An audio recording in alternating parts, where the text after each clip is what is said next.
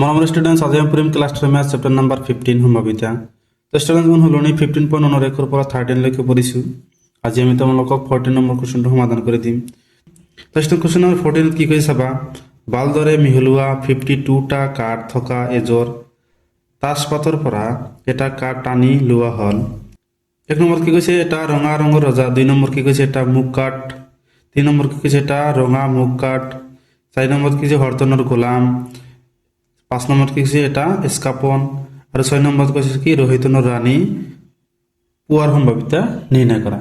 টেষ্টত তোমালোকক আমি লিষ্ট বনাইছোঁ, এইটো তোমালোকক দেখুৱাই দিম। তাৰ আগতে তোমালোকৰ কিতাপত চাই ল'বা, এইটো আছে কিতাপত কি আছে কি কৈছে চাবা, 52টা কাঠেৰে গঠিত যিটো 4টা ভাগত ভাগ কৰা আছে, প্ৰত্যেকতে 13টাকৈ কাঠ স্কাপন। এটা ভাগৰ নাম কি স্কাপন স্পেড বুলি কয়। তাৰ 2 নম্বৰত কি আছে হৰতন, এইটো হাৰ্ট বুলি কয়, ৰোহিতন এইটো ডায়মণ্ড বুলি কয়, আৰু চিৰটন এইটো কি ক্লাব বুলি কয়। চিৰটন আৰু স্কাপনৰ কলা ৰঙৰ, চিৰটন আৰু স্কাপনটো কি এইটো, আৰু এইটো কি ৰঙৰ হয় কলা ৰঙৰ। আনহাতে হৰতন আৰু ৰোহিতনৰ ৰং কি ৰঙা ৰং। তাৰপিছত চাবা প্ৰত্যেকটো ভাগত থকা কাৰ্ডবোৰ হ'ল টেকা, ৰজা, ৰাণী, গোলাম। 10, 9, 8, 7, 6, 5, 4, 3 আৰু 2 লৈকে থাকিব। কিমানটা কাৰ্ড আছে চাবা, এটা ভাগত কিমানটাকৈ কাৰ্ড থাকিব 13টা, 1, 2, 3, 4, 5, 6, 7, 8, 9, 10, 11, 12 আৰু 13।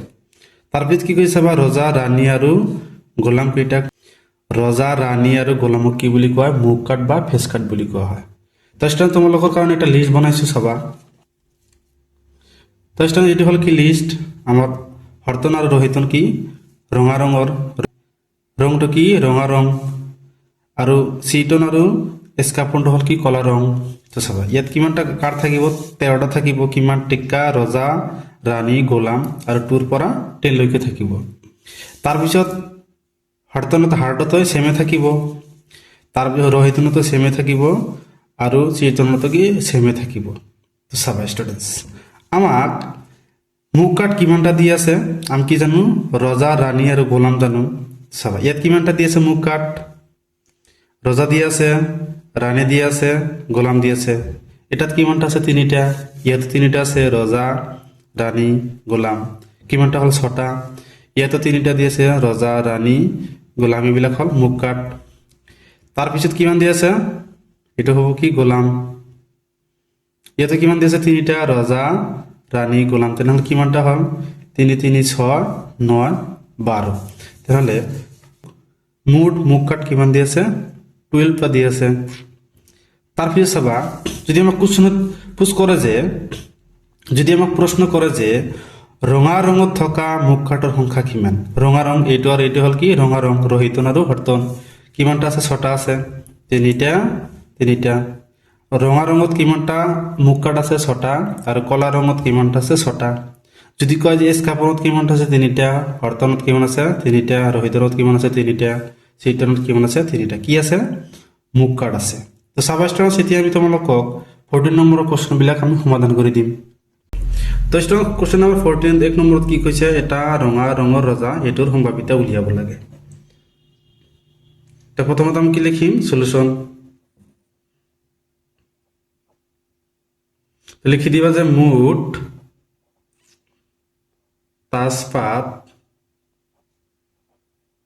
তাজপাতৰ সংখ্যা কিমানটা জানো আমি 52টা।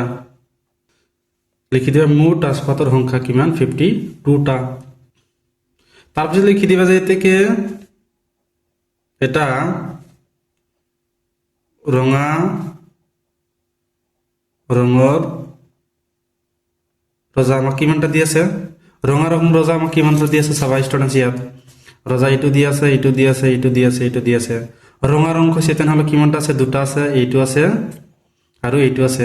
তেনেহ'লে ৰঙা ৰঙৰ ৰজা কিমানটা আছে 2টা, এইটো আৰু এইটো হ'ল কি কলা, কলা আমাক কোৱা নাই, আমাক কি কৈছে ৰঙা ৰঙৰ ৰজা কিমানটা আছে 2টা আছে, 2টা। এইটোৰ আমাক কি সম্ভাৱিতা উলিয়াব লাগে। লিখি দিবা যে এতে কি পি অফ এটা ৰঙা ৰঙৰ ৰজাৰ সম্ভাৱিতা, এটা ৰঙা ৰঙৰ ৰজাৰ সম্ভাৱিতা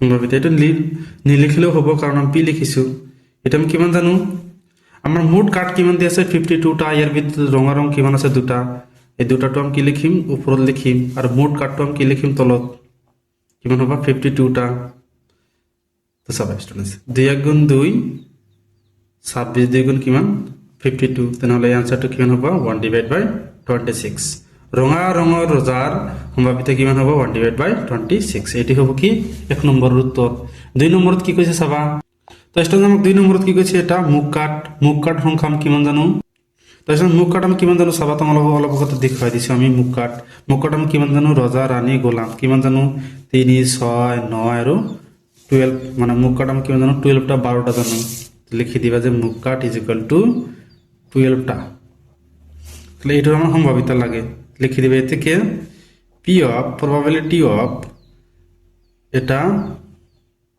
মুখ কাঠ এটা আমি কি সম্ভাবিতা লিখিম আমি কিমানটা দিয়ে আছে এটা আমি উপরে লিখিম 12টা দিয়ে আছে কিমানটার ভিতর 52টার ভিতৰত এটা আমি ক্যান্সেল করিয়ে পারো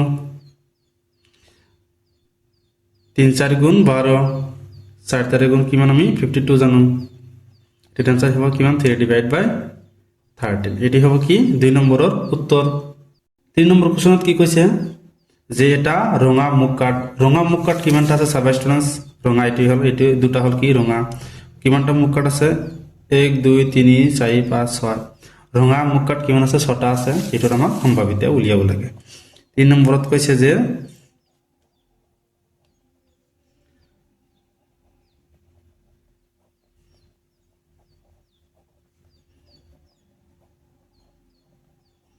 এটা ৰঙা মুখ কাঠ ইজ ইকুয়াল টু কিমান হ'ব 6টা কলা আৰু ৰঙা মিলি কিমানটা 12টা কলাত কিমানটা আছে 6টা আৰু ৰঙাত কিমান আছে 6টা এটাৰ আমি সম্ভাৱিতা উলিয়াব লাগে লিখি দিবা যেতে কে প্ৰবাবিলিটি অফ সম্ভাৱিতা এটা ৰঙা ৰঙৰ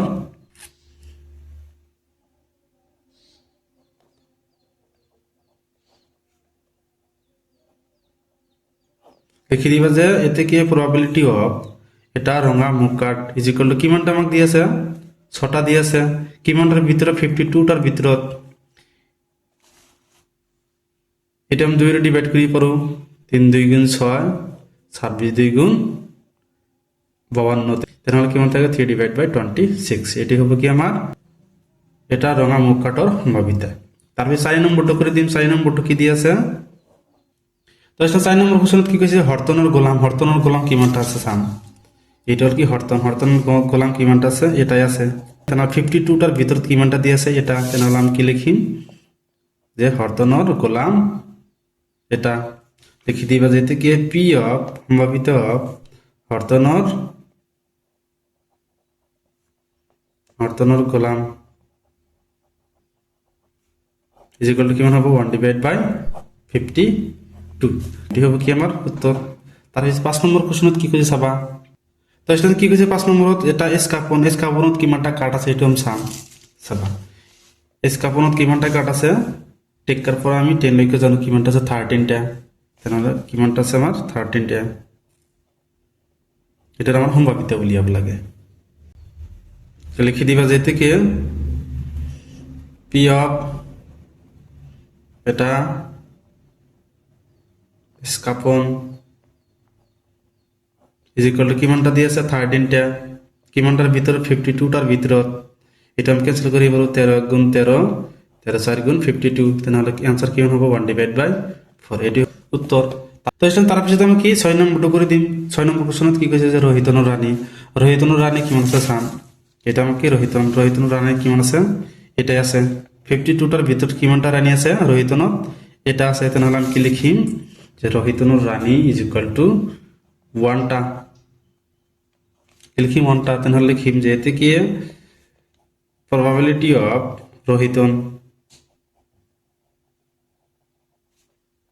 ৰহিতনৰ ৰানী কিমানটা আছে 1টা আছে কিমানটাৰ ভিতৰে 52টাৰ ভিতৰত এটা আমি ক্যান্সেল কৰিব নোৱাৰো কাটাকাটি কৰিব নোৱাৰো এটি হ'ব কি আমার উত্তর তো স্টুডেন্টস যদি ভিডিওটা ভালো লাগে চ্যানেলটো সাবস্ক্রাইব করে দিবা আর ভিডিওটো কেনেকুৱা হৈছে তোমালোকে বুজি পাইছা না নাই তোমালোকে কমেন্ট কৰি জনাবা থ্যাংক ইউ স্টুডেন্টস